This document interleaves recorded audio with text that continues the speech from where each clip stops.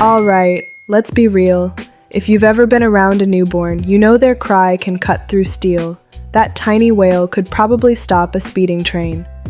And if you're a parent, you face the question, do I pick them up? Or do I let them cry it out so they don't get spoiled? Today, I'm dropping the mic on one of the oldest parenting debates in history, and we're going straight to the science. You've probably heard it before. Don't hold that baby too much. You'll spoil them. Maybe your parents said it. Maybe your neighbor said it. Maybe your grandma said it while giving you the side eye as you rocked your newborn. But here's the thing. Spoiling a baby by giving them comfort? Science says, nope. In fact, the research is pretty clear. Responding to your baby's cries doesn't create a clingy little dictator. It creates a human who's better at calming themselves later in life. Yeah, comfort now, self-control later. Let's zoom in on what's really happening.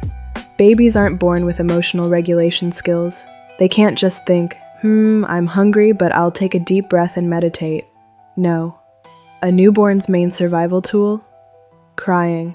That cry is like an emergency alarm for hunger, cold, pain, any kind of discomfort. And here's the kicker.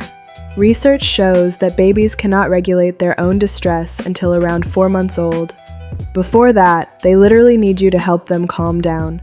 Your voice, your touch, your presence. It's their first emotional toolkit. And every time you pick them up when they cry, you're not spoiling them. You're teaching them what calm feels like. Think about it. When you feel stressed as an adult, maybe you breathe deeply, maybe you go for a walk. Babies, their deep breath is you.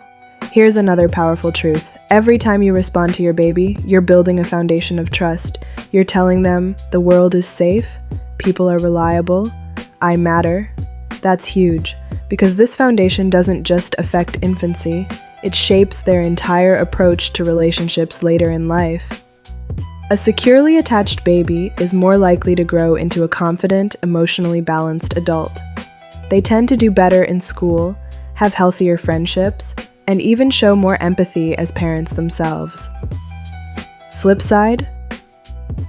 When a baby's cries go unanswered over and over, research shows it can lead to emotional and behavioral struggles down the road. I'm not talking about letting them fuss for a minute while you find the pacifier. I'm talking about chronic, consistent lack of response. Bottom line, your responsiveness is literally wiring their brain for how they'll handle stress, trust, and relationships for the rest of their life. No pressure, right? But here's the beautiful part. Our brains are wired for this.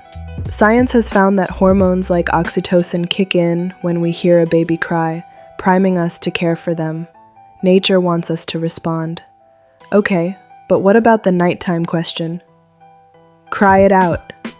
For sleep? Here's where it gets nuanced. Some studies suggest that letting an older baby, say after 6 months, cry for short periods at night might not have long-term negative effects. But before 4 months, experts agree, don't leave them to cry it out.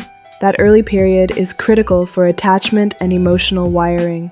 And remember, every baby is different. Some are naturally more chill.